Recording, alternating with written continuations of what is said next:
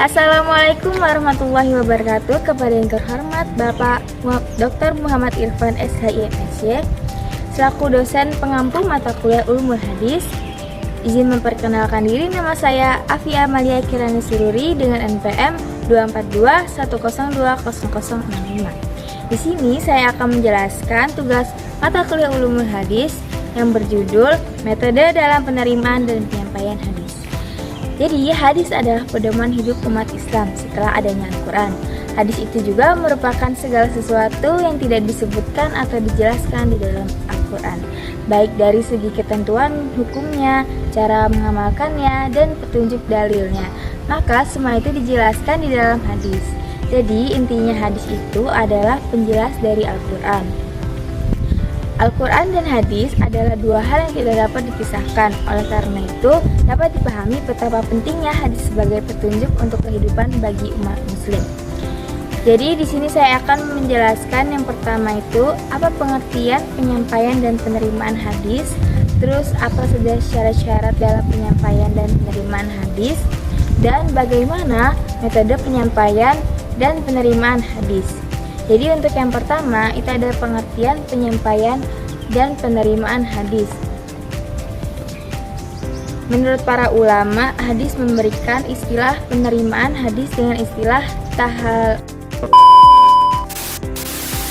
tahalmul, yaitu menerima dan melanggar sesuatu periwayatan hadis dari seorang guru dengan cara dan metode tertentu. Sedangkan penyampaian hadis sendiri itu ada istilahnya yaitu penyampaian dan meriwayatkan hadis kepada orang lain. Periwayatan hadis adalah proses penerimaan atau tahammul hadis oleh seorang rawi dari gurunya, dan setelah dipahami, dihafal, dihayati, diamalkan, ditulis dan disampaikan kepada orang lain. Sebagai murid atau biasa juga disebut ada dengan menyebutkan sumber pemberitaan atau riwayat tersebut. Dalam penyampaian dan penerimaan hadis memiliki syarat-syarat tertentu. Nah, sebagaimana dikemukakan oleh para ahli hadis dan ulama lainnya, sehingga periwayatan hadis tersebut layak diterima atau ditolak salah satu syaratnya. Nah, yang pertama itu kita harus beragama Islam. Terus yang kedua itu harus balik. Nah, yang dimaksud balik itu adalah adanya akal sehat yang disertai dengan usia yang memungkinkan untuk bermimpi basah. Usia balik itu merupakan usia yang dianggap sudah bisa menangkap pembicaraan dan membedakan antara hak dan yang batil, dan memahami hukum-hukum syariat. Terus yang ketiga itu ada sifat adil. Nah, sifat adil itu yang tertancap dalam jiwa yang mendorong pemiliknya untuk senantiasa bertakwa dan memelihara harga diri, sehingga kita akan percaya akan kejujurannya.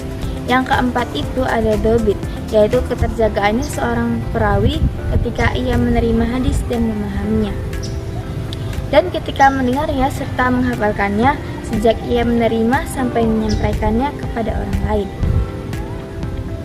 Terus yang selanjutnya itu ada syarat-syarat penerimaan periwayatan hadis.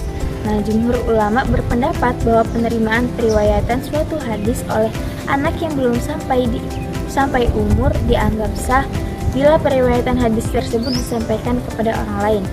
Nah, pada waktu yang sudah mukallaf, ada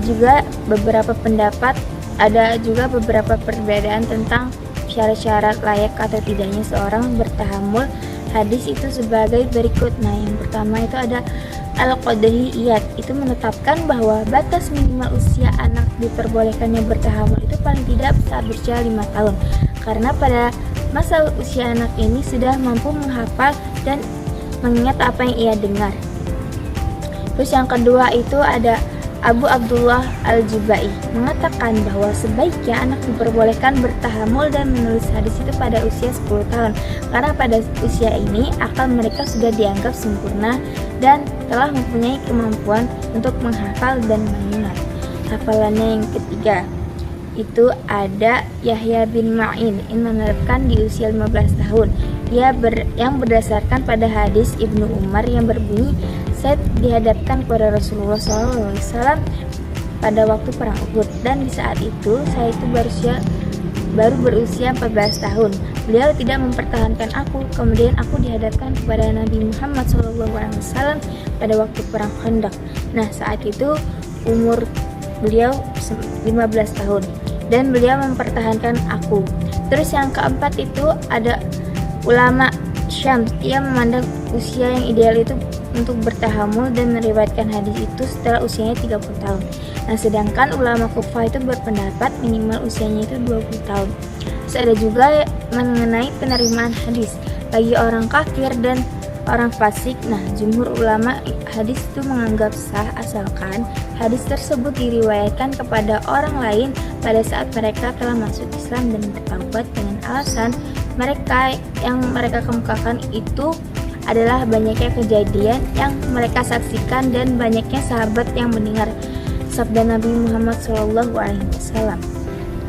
sebelum mereka masuk Islam. Nah, yang terakhir di sini saya akan menjelaskan tentang metode penyampaian dan penerimaan hadis.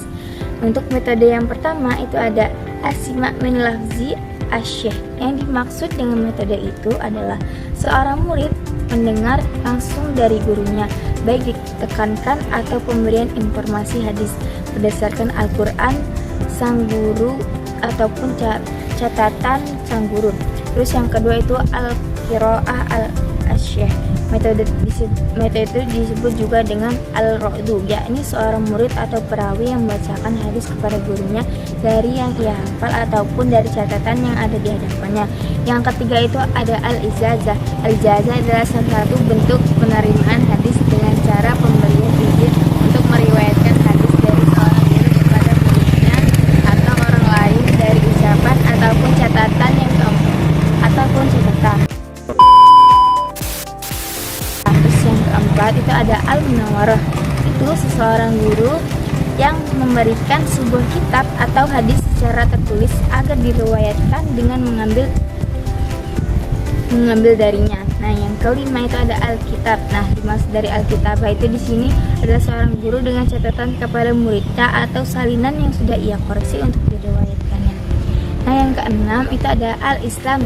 Nah, penyampaian hadis secara al-islam itu maksudnya sang guru itu memberitahu muridnya bahwa hadis yang ia sampaikan atau catatan yang ia bacakan didapatkannya langsung dari yang ia dengar. Terus yang ketujuh itu ada al-wasiyah. Nah, bentuk dari metode ini merupakan pemberian wasiat dari seorang guru sebelum ia wafat atau berpergian kepada seseorang berupa catatan atau kitab tertentu yang ia riwayatkan.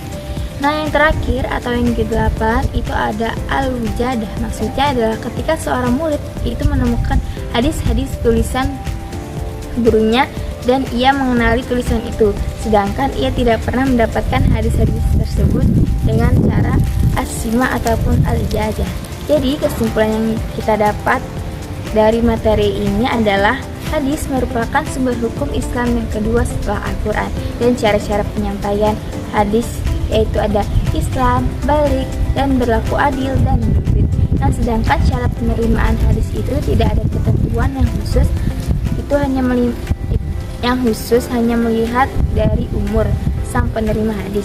Nah, hadis juga dapat disampaikan melalui dengan cara yaitu dengan as-sima' min lafzi asy-syaikh, terus ada al-qiraah al-asy-syaikh, terus ada al-ijazah, terus ada al-munawalah, al-kitabah, al-qiyam, al-wasiyah, dan al-wijadah.